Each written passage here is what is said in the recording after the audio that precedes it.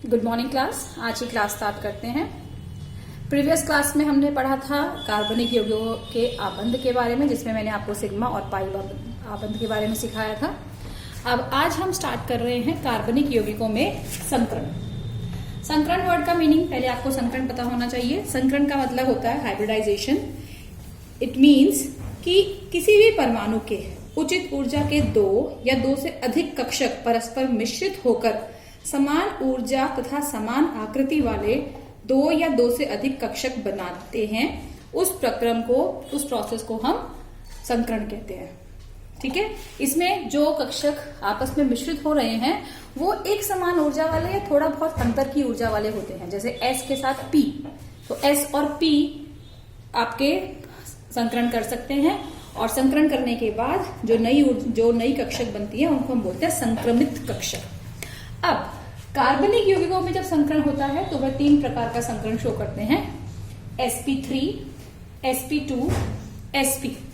जैसा कि आपको नाम में समझ में आ रहा होगा, sp3 का मतलब है कि जहां पर एक s कक्षक, और देखिए मैं s और p की शेप चलो आपको यहां शो कर देती हूँ। s कक्षक परमाणु संरचना में आप सीख चुके होंगे। s कक्षक हमारा स्फेरिकल शेप का होता है, और p कक्षक हमारे डबल शेप के होते हैं, px, py और pz। तीन अलग अलग प्लेन्स में हम p कक्षक के नंबर्स को शो करते हैं। ठीक है। ये s और p के जो शेप्स हैं, कक्षकों की आकृतियां हैं, ये आप लोग ऑलरेडी पढ़ चुके हो। अब यदि एक s के साथ तीन p कक्षक मिश्रित हो जाएंगे तो वो चार हो गए संख्या में, और ये चारों मिलके आपको एक नई तरह की संक्रमित कक्षाएं देते हैं जो है sp3। sp3 की संख्या कितनी हो गई? 4। तो हमारे पास 4 संक्रमित कक्षक बन चुके हैं जो कि समान आकृति और समान ऊर्जा वाले हैं। जब भी संक्रमित कक्षक बनता है उसकी आकृति ये होती है। ठीक है। संक्रमित कक्षक की आकृति ये वाली होगी। S की जब अलग आकृति थी तो वो स्फेरिकल, P जब अलग था तो वो डबल, और जब S और P संक्रमित हुए हैं तो संक्रमित होने के बाद ये वाला एक संक्रमित कक्षक है। अब जब हम sp3 कह रहे हैं, वहां पर हमारे पास कितने संक्रमित कक्षक हो गए? 4। इन चारों को हम अरेंज करते हैं टेट्राहेड्रल ज्यामिति में।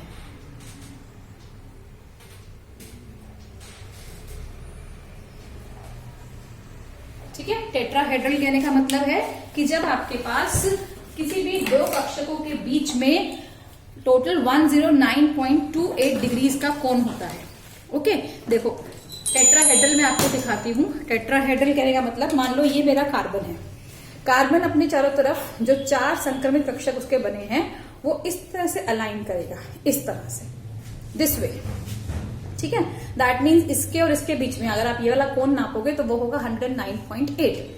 अगर यहां और यहां इनके बीच में ये कोण नापोगे तो ये भी होगा 109.8। सिमिलरली इधर से इधर भी 109.8। तो आप किसी भी डायरेक्शन में जब आप कोण नापते हो तो वो 109.8 डिग्रीज बन जाता है, और इस आकृति को हम बोलते हैं टेट्राहेड्रल आकृति। और sp3 संक्रमण में ऐसी आकृति बनती है। ठीक है। जैसे कि आप देख सकते हो कार्बन के जो सिंगल आबंध वाले हमारे यौगिक हैं, मीथेन में CH4, कार्बन जब 4 सिंगल बॉन्ड बना रहा है तो वहां पर कार्बन इस संक्रमित अवस्था में है। अब नेक्स्ट आ जाता है sp2। sp2 में क्या कहना चाहिए? एक S और 2 P, यानी कि 3 संक्रमित कक्षक हो गए। ये 3 कैसे अरेंज होते हैं? 120 डिग्री के कोण पर त्रिकोणीय शेप में। तो इट इज लाइक दिस। 1 पहला संक्रमित कक्षक, 2 दूसरा संक्रमित कक्षक, और 3 तीसरा संक्रमित कक्षक। ठीक है। इनके केस में यहां पर जो ये एंगल है, ये वाला एंगल इज 120 डिग्रीज। कहीं पर भी, जैसे यहां पर जो एंगल मैंने अभी आपको दिखाया प्रैक्टिकली, ये वाला एंगल था हमारा 109.28 डिग्रीज, और यहां पर ये होता है 120 डिग्रीज। ठीक है। इस केस में एक P असंक्रमित रह गया है, उसको मैं डॉटेड से शो कर रही हूँ। समझ में आ रहा है आपके पास? 3 P कक्षक थे, 3 P कक्षकों में से 2 तो संक्रमण में भाग ले चुके हैं, जो बचा हुआ एक रह गया है। 3 में से 2 संक्रमण में भाग लिए हैं, जो बचा हुआ एक रह गया है उसको हमने यहाँ पर डॉटेड से शो किया है। ये डॉटेड मतलब this is the P orbital P कक्षक जो कि संक्रमण में नहीं भाग ले रहा है। ठीक है। अब ये वाला संक्रमण अवस्था कहां पर होती है? जहां पर डबल बॉन्ड बना हुआ होता है, जहां पर कार्बन कार्बन द्वि आबंध बनाता है। द्वि आबंध के समय पे ये वाला पी कक्षक पाई आबंध में चला जाएगा जो असंक्रमित है, और ये सब सिग्मा आबंध में भाग लेते हैं। ठीक है। तीसरा आ जाता है हमारा sp। sp का मतलब एक s और एक p। यहां पर दो संक्रमित कक्षक बने हैं, ये एक और ये दो। ये इनके बीच में इस समय कितने डिग्री का कोण होता है? 180 डिग्रीज का। तो ये लीनियर शेप लेते हैं। यहाँ पर टेट्राहेड्रल थी, ये त्रिकोणीय थी, और ये रेखीय होते हैं, लीनियर। अब इसके पास कितने असंक्रमित होंगे? टोटल 3 बताए ना मैंने आपको, शुरू में समझाया था कि 3 पी कक्षक होते हैं हमारे पास।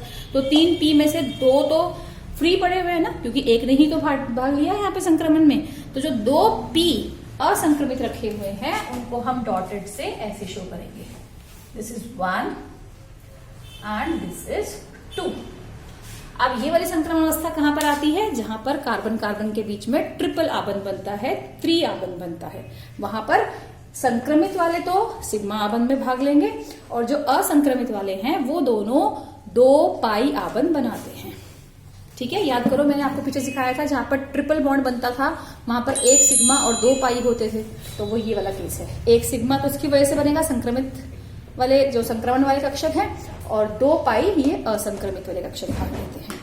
ठीक है, ये है हमारे कार्बनिक यौगिकों में संक्रमण। तो 3 प्रकार का संक्रमण है, sp3 जहां पर सिंगल बॉन्डेड कंपाउंड्स हैं, sp2 जहां पर डबल बॉन्डेड कंपाउंड्स हैं, और sp जहां पर ट्रिपल बॉन्डेड कंपाउंड्स हैं।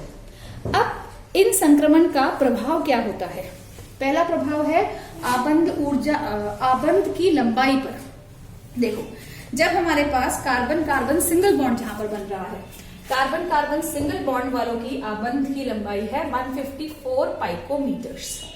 फिर कार्बन कार्बन डबल बॉन्ड वालों की लंबाई होती है 134 पाइकोमीटर्स, और कार्बन कार्बन ट्रिपल बॉन्ड वालों की लंबाई होती है 120 पाइकोमीटर्स। इसका मतलब क्या हुआ कि सिंगल बॉन्ड वाले थोड़े बड़े हैं, आबंध लंबाई ज्यादा है, डबल बॉन्ड वालों की थोड़ी और कम है, और ट्रिपल वालों की सबसे कम है। तो संक्रमण बदलने के हिसाब से आबंध की लंबाई छोटी होती चली जा रही है। जहां पर sp3 था वो बॉन्ड सबसे बड़ा है, सबसे लंबा है, sp2 थोड़ा छोटा हो गया, और sp और छोटा हो गया। ठीक है, अब आबंध ऊर्जा पे बताओ क्या प्रभाव पड़ेगा? वो रिवर्स होगा। जितना बॉन्ड छोटा होता है, आबंध ऊर्जा मतलब आबंध को तोड़ने के लिए कितनी ऊर्जा की आवश्यकता है? उस आबंध को हमें कट करना है, तोड़ना है, ब्रेक करना है, तो कितनी ऊर्जा की आवश्यकता है? तो आबंध ऊर्जा आबंध लंबाई के रेसिप्रोकल होती है। अगर आबंध लंबाई अधिक तो आबंध ऊर्जा कम, एंड वाइस वर्सा। तो यहाँ पर आबंध ऊर्जा कार्बन कार्बन सिंगल बॉन्ड वालों की कितनी होती है? आबंध ऊर्जा 83 किलो कैलोरीज, इसकी होती है 143 किलो कैलोरीज, और इसकी होती है 194 किलो कैलोरीज। तो ये भी आप है तो दो कार्बन को ही आबंधित कर रहे हो, लेकिन जब 2 कार्बन हमारे sp संक्रमित अवस्था में थे तो वो ट्रिपल बॉन्ड से आबंधित हो रहे थे। उनके बीच में एक रेखीय आबंध बन रहा था जो कि 120 पाइकोमीटर्स की लंबाई का है, बहुत छोटा आबंध है, और उसको तोड़ने के लिए बहुत अधिक ऊर्जा चाहिए। तो आबंध ऊर्जा और आबंध लंबाई पर संक्रमण का क्या प्रभाव हुआ ये पता चल गया। नेक्स्ट आता है विद्युत ऋणात्मकता। देखो, विद्युत ऋणात्मकता आप S कैरेक्टर से रिलेट करते हो।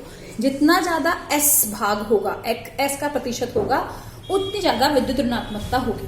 आप इसके लिए ये कह सकते हो कि S कैरेक्टर जितना ज्यादा, ऋणात्मकता उतनी ज्यादा। ठीक है, अब S कैरेक्टर ज्यादा है या कम है ये कैसे पता चलता है? देखो, यहाँ पर जब आप sp3 की बात कर रहे हो, sp3 में हमारे पास टोटल 4 भाग हैं, 4 में से 1 भाग S है और 3 भाग P है, यानी कि आप ये कह सकते हो कि 25% हमारा S है।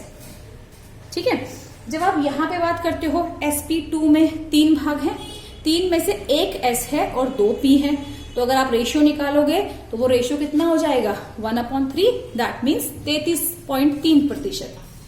और जब आप यहाँ पे बात करते हो S और P 2 हैं, आधा S है आधा P है, तो 50% रेशियो, आधा आधा है। तो इसका मतलब ऋणात्मकता के हिसाब से, या पहले आप S के भाग को देखिए, S भाग हमारा इस केस में है 25%, इस केस में है 33% और इस केस में है 50%। सबसे ज्यादा S भाग कहाँ पे है? यहाँ पे, यानी कि विद्युत ऋणात्मकता हमारी sp में सबसे अधिक होती है। ठीक है, तो sp में विद्युत ऋणात्मकता अधिक है, sp2 में थोड़ी कम है और sp3 में सबसे कम विद्युत ऋणात्मकता है। तो कौन सा बंध कितना ऋणात्मक है ये भी आप उसकी संक्रमित अवस्था को देखकर पता कर सकते हैं। ये तीनों हो गए आपके विद्युत ऋणात्मकता के संक्रमण के प्रभाव। अब चिल्ड्रन, इसके बाद आपकी बुक में, टेक्स्ट बुक में चेक पॉइंट 22.2 है, पेज नंबर 690 पर। ये आपको प्रिपेयर करना है। इसका हम नेक्स्ट जब भी लेक्चर होगा इसका डिस्कशन करेंगे हम। ये जितना कुछ मैंने आपको बता दिया है ये आपके टेक्स्ट बुक के हिसाब से अध्याय 22 इसमें इतना ही करना है। बाकी सब जो आपके अध्याय 22 में गिवन है बुक में वो सब आपके सिलेबस से डिलीट हो गया। कार्बनिक यौगिकों के शोधन की विधियां ये सब आपके सिलेबस में से अब डिलीट हो चुका है। तो टेक्स्ट बुक के अकॉर्डिंग हमारा चैप्टर नंबर 22 इज कंप्लीट। अब नेक्स्ट क्लास में हम चैप्टर 23 स्टार्ट करेंगे। चैप्टर 22 की जो भी क्वेरीज हैं आप लोग मुझसे अब वीडियो के बाद क्लास में पूछ सकते हो। Okay, thank you.